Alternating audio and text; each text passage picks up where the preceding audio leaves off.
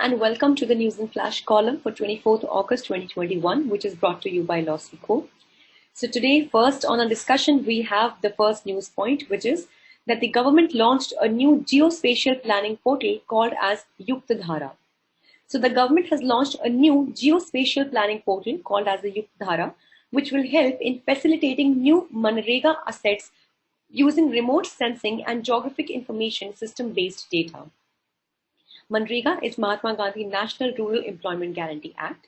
So this platform basically will serve as a repository of assets or the geotags which would be created under various national rural development programs, that is Manrega, Integrated Watershed Management Program, Per Drop More Crop Program, and Rashtriya Krishi Vikas Yojana, along with field photographs.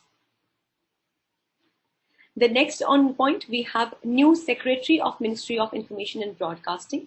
So senior bureaucrat Apurva Chandra, as you can see in the picture as well, on Monday has assumed the charge as Secretary in the Ministry of Information and Broadcasting. Chandra is a 1988 batch IAS officer of Maharashtra cadre and has also served as Secretary in the Ministry of Labour and Employment.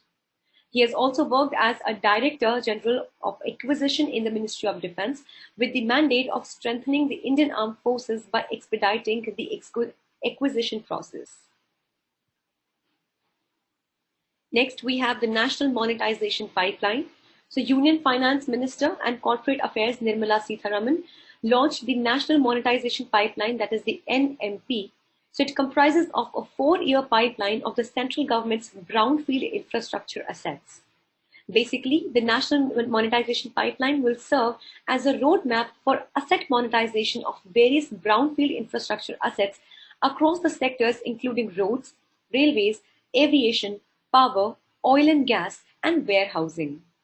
The government has planned a 6 trillion rupees pipeline of assets that can be monetized, which will include a range of assets put on the block for private sector participation. So we hope that with this, the new economy of India will definitely usher in the coming times.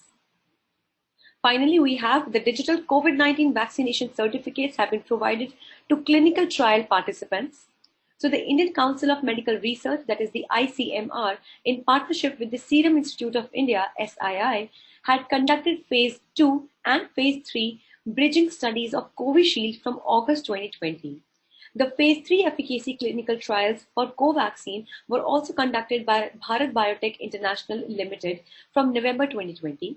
The Union Ministry of Health and Family Welfare had received several requests from the trial participants for digital vaccination certificates through CoWIN. So it was finally decided that the vaccination certificates may be issued to such participants who were administered the vaccines during these trials or the studies after the trials or studies were unblinded.